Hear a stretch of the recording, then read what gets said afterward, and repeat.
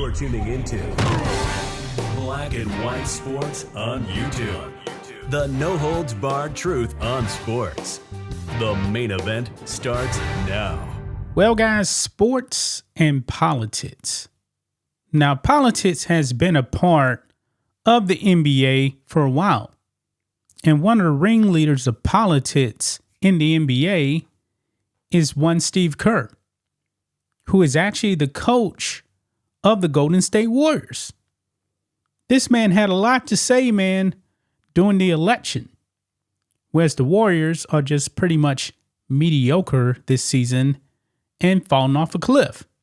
Yeah, Steve Kerr actually has 4 titles as a coach of the Warriors, but apparently, Trump being back in office, man, has really made him even more crazy.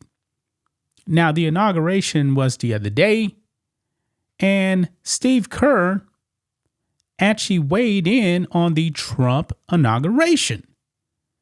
But you guys got to remember, man, he actually spoke at the DNC.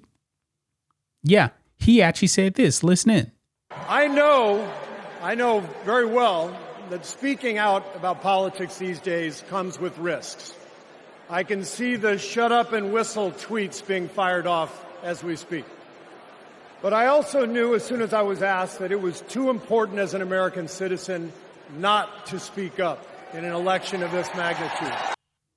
Yeah, an election of this magnitude. Now, everybody knows, man, that Steve Kerr is a left-wing lunatic. He is a card-carrying Democrat. And it seems like he's definitely more focused on politics than winning games. Because, newsflash, guys, the Warriors got off to a hot start this year, and now they have fallen off a cliff. And they still have Steph Curry. Right now, guys, they're actually out of the play-in picture. You know that dumb thing that the NBA actually has, the play-in tournament? 10 teams gets in.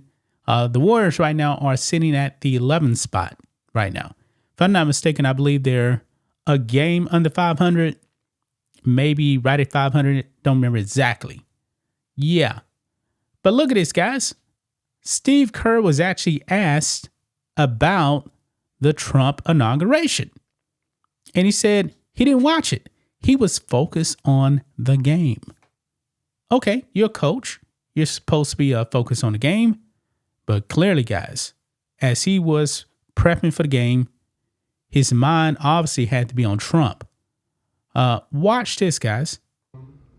I don't know. I didn't watch the inauguration. I chose to watch Celtics tape.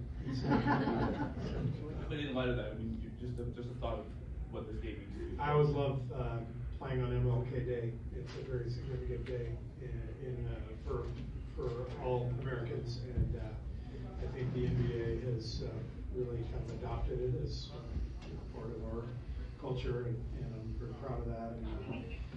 And very meaningful day for everyone. Yeah, so he didn't watch the inauguration. He was prepping for the Celtics. Inauguration day, MLK Day, and the Warriors all playing on the same day. What was the result? Golden State gets blown out by 40 points. This is the worst defeat in the Steve Kerr era. Remember, they still got Steph Curry, guys. He got blown out. Absolutely massacred, guys. Massacred. Isn't this astonishing, man? That Steve Kerr. Now, one thing we know about Steve Kerr now. The man, if he actually wins the title, which he's not, he will not go to the White House with President Trump. Something's telling me, guys, maybe just maybe there'll be an NBA team that actually will go to the White House. But if it is the Warriors, they're not going to go in. In a way, guys, I almost wish the Warriors would actually win the title, but they're just not good enough just to see if they would actually go to the White House. They're not a contender. Teams like the Celtics, OKC, the Cavaliers, the Rockets, Denver, those are the contenders in the NBA this season. Will they actually go to the White House? Now, I do believe, guys, that if my Rockets actually win the title, no doubt about it, guys, they will go to the White House. Why? Well, it is because the owner of the Rockets, Tillman Fertitta, Trump appointed him to be the ambassador to Italy. He's a Trump supporter. So if the Rockets win, book it. They're going to the White House. Okay? Can't speak for these other teams, man. But this is astonishing right here, man. They got absolutely massacred. They lost 125 to 85. I'm going to repeat that again, man. 125 to 85. Look here. This is on ESPN. As Steph Curry exited the game for good near the end of the third quarter. He was out of the game in the third quarter, guys. Their best player.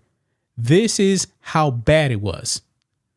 With the Boston Celtics up 32 on their way to a 40-point blowout victory over the Warriors, he probably hadn't felt further away from Golden State's 2022 NBA championship than he did on Monday. Man, it seems like forever ago that the Warriors won the 2022 title. And of course, the Warriors actually went to the White House with Beijing Biden. After suffering the worst home defeat of the Steve Kerr era with a 125-85 loss at Chase Center, Curry noted how the Celtics are everything the Warriors are not at the moment. Yeah, this is really, really bad, guys. This is shockingly horrible. Inauguration Day, MLK Day. The woke coach of the Warriors goes out there and gets the brakes beat off of him. Now, granted, also that the Celtics are the defending NBA champions. I understand that. But this wasn't even competitive. It wasn't even competitive, guys. Look here, it says Kerr had been one of the biggest critics of Trump among sports figures. He spoke at the Democratic National Convention in August in support of Comrade Kamala Harris in the election. Quote, "I'll be getting out every day to help people get out to vote on November 5th and elect Kamala Harris and Tim Walz as the next president and vice president of the United States." You know what? Maybe he was actually focused on that because he's not focused on wins. He's not. Quote, "After results are tallied that night, we can, in the words of the great Steph Curry, we can tell Donald Trump, night, night." Yeah, that didn't go very well because that did not happen. Trump beat the brakes off Kamala Harris. And now this man is at a press conference now. And he said, nah, I ain't watched the election. I was actually preparing for the Celtics. And you got completely obliterated. Completely obliterated, Steve Kerr. 125 to 85. Yeah. This has to be, guys, one of the worst losses in Celtics history. Not Celtics history, but Warriors history. I mean, not many teams, man, get blown out by 40 all the time. So, there you have it, guys. I'm going to leave right there, man. That's just my thoughts on this. What do you guys think of this? Black and white sports fans, let us know what you think about all this in the comments. Make sure to subscribe to the channel. And we'll catch you next time. Thanks for watching the show. Be sure to like, comment, and subscribe. Be sure to tune in next time on Black and White Sports.